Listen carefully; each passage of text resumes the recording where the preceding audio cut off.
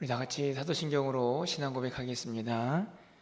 전능하사 천지를 만드신 하나님 아버지를 내가 믿사오며 그 외아들 우리 주 예수 그리스도를 믿사오니 이는 성령으로 잉태하사 동정녀 마리아에게 나시고 본디오 빌라도에게 고난을 받으사 십자가에 못 박혀 죽으시고 장사한 지 사흘 만에 죽은 자 가운데서 다시 살아나시며 하늘에 오르사 전능하신 하나님 우편에 앉아 계시다가 저리로서 산자와 죽은 자를 심판하러 오시리라.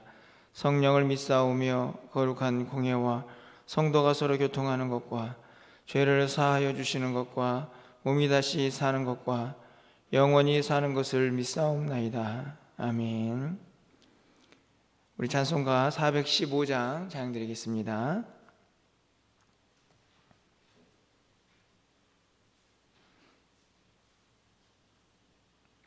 415장입니다.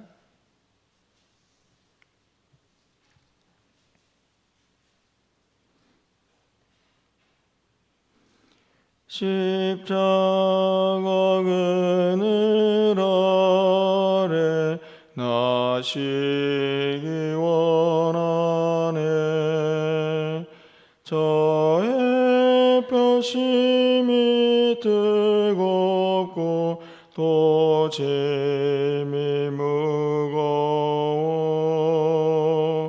이 광야 같은 세상에 늘 방황할 때에 주 십자가의 그늘에 내 쉴 곳 찾았네. 내 눈을 밝히 떠서 저 십자가 볼 때 날 위해 고난 당하신 주 예수 보인다. 저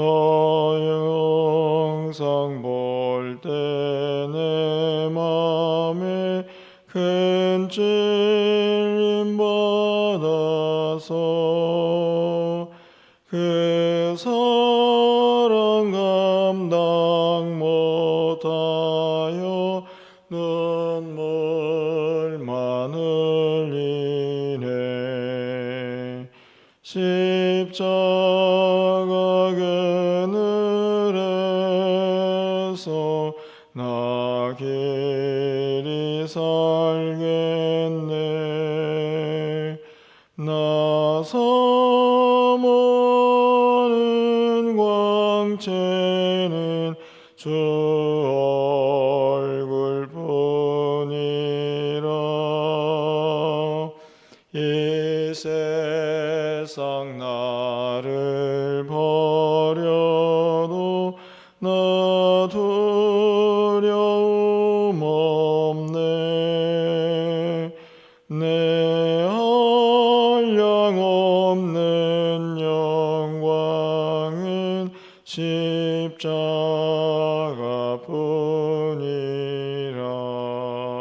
십자가뿐이라.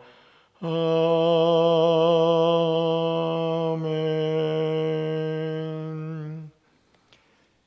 오늘 하나님 말씀은 시편 61편 1절에서 8절까지 말씀입니다. 구약성경 845쪽에 있습니다.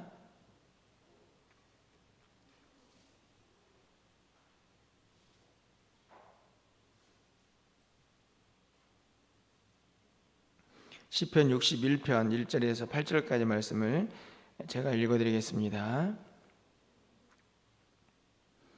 하나님이여 나의 부르짖음을 들으시며 내 기도에 유의하소서. 내 마음이 약해질 때에 땅끝에서부터 주께 부르짖으오리니 나보다 높은 바위에 나를 인도하소서.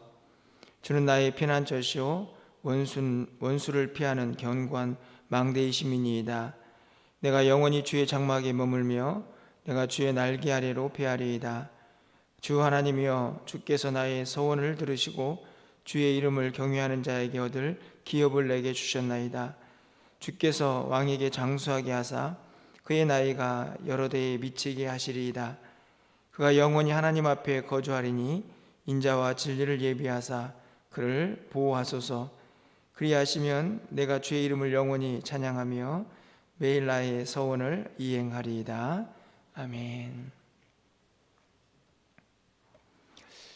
요즘 기사를 보면 가끔 극단적인 선택을 했다 하는 표현을 자주 보게 됩니다.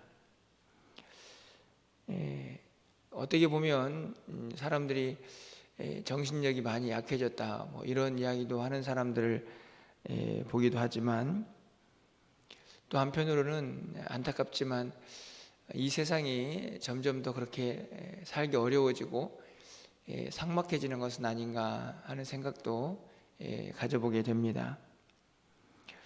이런저런 이유에서 사람들이 끝까지 자기에게 주어진 그런 삶을 다 살지 못하고 극단적인 선택을 했다는 이야기를 들을 때마다 참 마음이 무겁고 또 안타까운 마음을 갖게 됩니다. 제가 다 그 사람들을 책임지고 또 그들에게 뭔가 해줄 수 있는 그런 위치에 있지는 않지만, 또 한편으로 기도하면서 그 영혼이 하나님을 정말 늘 사모하고 또 하나님 앞에 기도하고 간절한 믿음을 간직했다고 하면 그런 상황들을 이겨낼 수 있지는 않았을까 하는 그런 또 기대도 또 기도도 하게 됩니다. 사람들이 마음이 참 쉽게 무너지죠. 사실 우리도 보면 마음이 참 쉽게 무너집니다. 끝까지 잘 지키고 싶은 마음들이 있지만 그 마음이 쉽게 무너져서 오랜 동안 방황하는 그런 분들도 보게 되는데요. 오늘 우리가 읽은 시편 61편의 다윗의 상황이 그렇지 않았을까 생각을 합니다. 오늘 표제에는 기록되어 있지 않지만 이 시편 61편은 많은 사람들이 다윗이 이 아들 이 압살롬의 위협을 피해서 예루살렘을 떠나 먼 곳으로 도망쳤을 때 지었던 시로 그렇게 이해를 하고 있습니다. 얼마나 마음이 무너졌을까 하는 생각을 하게 되는데요. 그 상황을 잘 대변하는 구절이 바로 2절이라고 생각을 합니다. 2절 말씀을 좀 가서 보시면, 내 마음이 약해질 때에 땅끝에서부터 주께 부르짖으오리니. 마음이 약해졌다, 다시 말하면 마음이 상처가 생기고 더 쉽게 말하면 마음이 무너진 상태이죠. 땅끝이라는 단어를 사용하는데요, 이 땅끝이라는 말은 단순하게 어떤 물리적인 거리, 공간적인 위치를 의미하기보다는 다윗의 마음의 상태를 표현하고 있는 것이라고 이야기할 수 있습니다.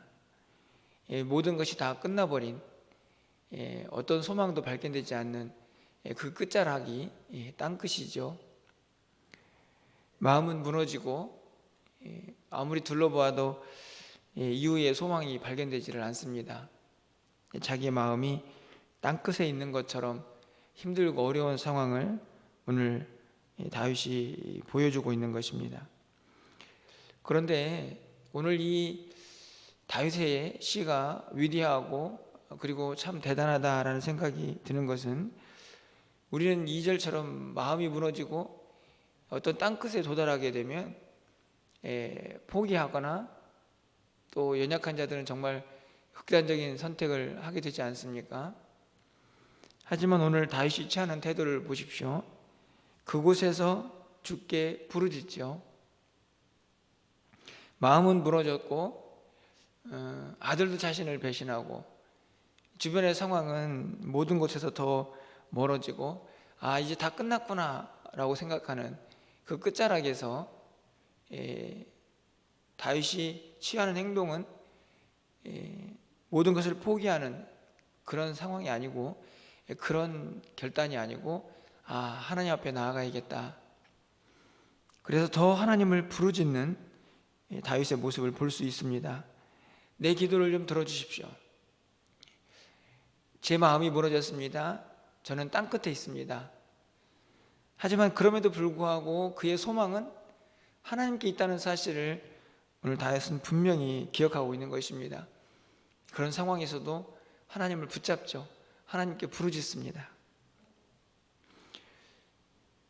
참 이 믿음이 쉬운 것처럼 보여도 참 어렵다라는 생각이 듭니다. 어떤 상황 속에서도 하나님을 붙잡는, 모든 것이 다 끝났다라고 생각되는 그 상황에서도 여전히 하나님을 붙잡는 것이 결코 쉬운 일이 아니라는 것입니다. 하지만 다윗은 붙잡고 있습니다. 하나님의 부르짖고 있습니다. 그러면서 하나님을 기억하죠. 오늘 3절 말씀입니다. 그가 믿었던, 그가 경험했던 하나님을 다시 기억해서 소환해내고 있습니다. 주는 나의 피난처시요 원수를 피하는 견고한 망대이심이니이다. 그동안 함께했던 하나님을 떠올리는 것이죠. 하나님이 나의 피난처가 되십니다. 나의 견고한 망대이십니다. 내가 피하고 내가 보호받을 그 하나님이라는 사실을 분명하게 고백합니다. 마음은 무너졌고 자신은 땅끝에 있는 절망감에 있지만 그럼에도 불구하고 자신을 구원하고 자신을 보호할 유일한 피난처는 하나님뿐이라는 사실을 분명히 고백하고 있는 것이죠. 그러면서 다윗은 무엇을 떠올립니까? 4절 말씀인데요. 우리 4절은 좀 함께 읽어보도록 하겠습니다. 4절입니다. 내가 영원히 주의 장막에 머물며 내가 주의 날개 아래로 피하리이다. 이 4절에 보면 내가 주의 장막에 머문다. 이 머문다는 말이 무슨 말입니까? 산다는 말이죠. 이 말을 좀 너무 어렵게 생각하지 말고요. 여러분의 가정을 좀 생각해 보십시오. 주의 장막, 그냥 쉽게 말하면 집입니다. 집. 그곳에서 함께 살죠. 누가 함께 삽니까? 주의 장막이니까 하나님과 함께 사는 것입니다. 여러분이 일상적으로 그냥 여러분의 가정생활을 생각해 보면 밥을 먹고 잠을 자고 누가 대화를 하고 또 이런저런 삶을 나누지요. 얼마나 친밀한 곳이 가정입니까? 그런 것처럼 주의 장막에서 내가 영원히 살겠습니다. 사실 지금 다윗은 압살롬을 피해서 도망 나왔기 때문에 이 예루살렘 성에서 아주 멀리 떨어져 있는 그런 상황입니다. 하지만 다시 기억하죠. 내가 주의 장막에서 영원히 거하겠다. 몸은 떨어져 있지만 여전히 주의 장막을 그리워하고 그곳에서 하나님과 함께했던 시간들을 다시 떠올리고 있는 것입니다. 그리고 그 장막에서 주의 날개 그늘 아래 피하는 은혜를 누리기를 소망하고 있는 것이죠. 저는 우리가 삭막한 세상을 살고 있지만 매일매일의 삶에서 주의 장막, 그곳에 머무르는 그 기쁨을 누리고 기억하는 것은 매우 중요한 일이라고 생각이 들어집니다. 물론 많은 사람들이 하나님이 모든 곳에 계시기 때문에 나는 어디에서든 예배하고 또 어디에서든 주님과 교제할 수 있다고 말을 합니다. 물론 분명히 맞는 말이죠.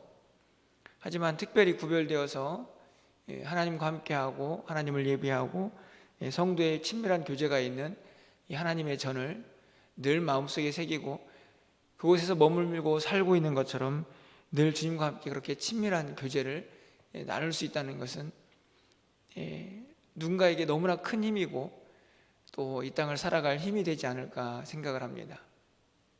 무슨 이야기인가요?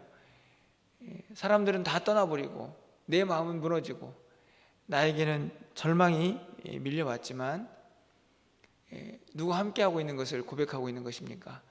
나는 주의 장막에서 하나님과 영원히 함께할 것이다.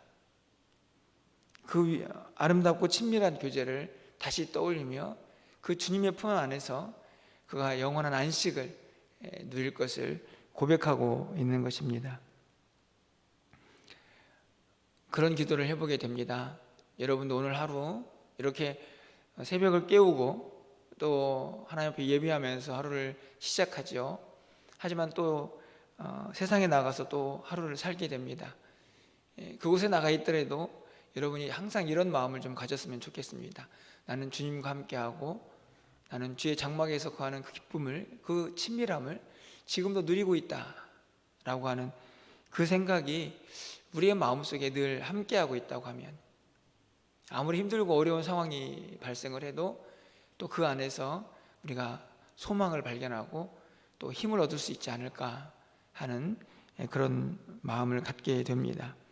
오늘 이 4절에 있는 말씀, 또 3절에 있는 말씀, 주님이 나의 피난처가 되시고 나는 주의 장막에서 영원히 머물겠습니다 라고 하는 이 다윗의 고백이 오늘 우리 모두의 고백이 되어서 조금 힘들고 어려운 삶이지만 또 그 안에서 새로운 기쁨과 또 소망을 가지고 또 하루하루를 승리할 수 있었으면 좋겠다 하는 기대를 갖게 됩니다. 계속해서 다윗은 하나님의 또 국류를 또 구하게 되는데요, 그것은 다른 것이 아니라 6절 이하에서 자신의 왕조, 자신은 이후에 이어지는 그 왕들이 좀 더 든든하게 하나님 안에서 그 사명을 계속 감당하기를 소망하는 기도를 하게 됩니다. 그래서 왕에게 장수하게 해달라 하는 기도를 6절에서 하고 있는 것이고요, 뿐만 아니라 그런 장수가 끝이 아니고 그 왕조가 하나님의 주권에 온전히 붙들림 바 되어서 든든히 세워져 가기를 기대하고 있는 것을 볼 수 있습니다. 7절 말씀이죠. 우리 7절 말씀도 함께 좀 읽어보도록 하겠습니다. 그가 영원히 하나님 앞에서 거주하리니 인자와 진리를 예비하사 그를 보호하소서. 다윗이 그의 왕조, 그의 후손들에 대한 기도를 하면서 하나님의 무엇을 구하고 있습니까? 그들이 하나님 앞에서 살 텐데 하나님 그들에게 하나님의 인자와 진리를 예비하사 그들을 보호하소서. 다시 말하면 하나님의 인자와 진리로 그들을 통치해 달라는 기도입니다. 하나님의 인자 그리고 그 진리가 그 왕조를 든든히 세워갈 것을 확신하는 기도이기도 하죠. 저는 이 하나님의 인자와 진리, 그것이 오늘 우리 모두에게도 반드시 필요하다 이렇게 생각을 합니다. 다윗은 자신의 왕조를 위해서 그렇게 기도를 하고 있지만 학자들은 궁극적으로 이 인자와 진리가 가득한 그 통치는 장차 올 이 다윗의 혈통에서 우리에게 오실 메시아를 의미한다라고 해석하는 학자들도 있습니다. 중요한 것은 하나님의 인자와 진리가 아닌가 생각합니다. 그 인자와 진리가 우리를 든든히 세워가기 때문이죠. 다윗 왕조에만 필요한 인자와 진리가 아니고 저는 이 시대에 이 나라와 이 땅 가운데에도 하나님의 인자와 진리가 필요하고 또 우리 가정과 또 우리 교회 가운데에도 하나님의 인자와 진리는 매우 중요한 우리의 삶을 지탱하는 힘이라고 생각을 합니다. 하나님의 사랑과 긍휼, 그 인자하심이 늘 함께해야 하고 또 우리 가운데 그 진리가 함께해야만 우리가 살아갈 수가 있기 때문이죠. 오늘 이 새벽에 기도할 때는 좀 이 나라와 민족을 위해서 또 우리 가정과 교회를 위해서 기도할 때에 이 인자와 진리를 좀 의지하고 우리 가운데 하나님의 인자와 진리가 차고 넘치는 그런 삶이 될 수 있도록 위해서 좀 기도했으면 좋겠습니다. 요즘 온 나라가 땅 문제로 아주 몸살을 앓고 있습니다. 여러분도 뭐 보셔서 알겠지만 뭐 광명의 시흥의 뭐 신도시 이야기가 나오면서 그 땅을 투기했던 투자했던 뭐 이런 사람들의 이야기가 등장을 하죠. 많은 사람들이 사실 분노하면서 어떻게 나라가 이렇게 되었느냐 뭐 이런 이야기를 합니다. 사실 참 많은 생각들을 하게 되는데 저는 그래서 더 오늘 이 7절의 다윗의 기도가 우리에게 정말 필요한 시대라고 생각이 듭니다. 인간은 부패하죠.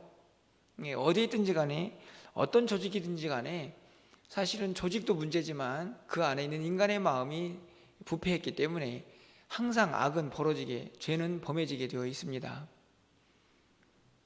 우리의 힘으로는 어려운 일이죠. 그래서 우리가 구할 것은 오늘 다윗처럼 하나님의 인자와 진리를 좀 예비하시고 그것을 가지고 우리를 보호해 주십시오. 다시 말하면 그 인자와 진리가 이 땅을 통치하고 우리 가정과 우리 교회와 또 우리의 심령을 완전히 통치할 때에 그곳에 참된 평화가 임하게 되는 것이죠. 오늘 다윗은 그것을 너무나 잘 알고 있었습니다. 그래서 자신에 대해서만 하나님의 보호하심이 끝나는 게 아니고 계속해서 자신의 후대에서도 하나님의 인자와 진리가 계속 이어지기를 기대하고 있는 것이죠. 오늘 이 기도가 우리 입술을 통하여 좀 하나님 앞에 상달되는 이 아침이 되었으면 좋겠습니다. 그래서 그 기도의 응답이 좀 우리의 삶 가운데에서도 이루어지는 그런 은혜를 경험할 수 있기를 간절히 소망합니다. 그래서 다윗이 어떻게 마지막으로 기도하나요? 오늘 8절 말씀을 가서 보시면 그리하시면 내가 주의 이름을 영원히 찬양하며 매일 나의 소원을 이행하리이다. 여러분 1절 2절에서 다윗은 어떻게 기도를 시작하고 있습니까? 내가 부르짖습니다. 나는 지금 마음이 약해졌습니다.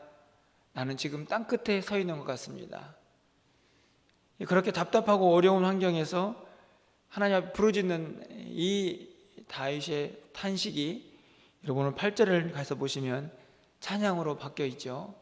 내가 영원히 주의 이름을 찬양하겠습니다.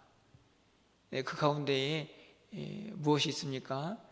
하나님을 붙잡는 믿음이 있습니다. 하나님이 나의 피난처라는 신앙의 고백이 있습니다. 하나님께서 우리 자손 대대 그 모든 앞으로의 삶을 주의 인자와 그리고 진리로 보호하실 것이라는 다짐도 결단도 또 신앙의 고백도 있습니다. 그 모든 과정들을 통해서 그의 절망과 좌절이 그의 아픔과 슬픔이 찬양으로 변해지고 있는 것이지요. 오늘 우리의 삶에도 이런저런 어려움이 있을 수 있습니다. 우리의 환경을 돌아보면 답답한 일도 참 많이 있습니다. 하지만 오늘 다윗의 시처럼 우리가 하나님을 붙잡고 어떤 상황 속에서 우리의 피난처가 되시는 하나님을 의지하면서 또 그분의 인자와 또 진리를 우리가 궁극적으로 신뢰하며 붙잡고 우리의 입술에서도 탄식과 슬픔이 아닌 그리고 아쉬움의 한숨이 아닌 하나님을 향한 찬양의 고백이 끊이지 않는 우리의 삶이 되기를 주님의 이름으로 간절히 축원합니다. 기도하겠습니다.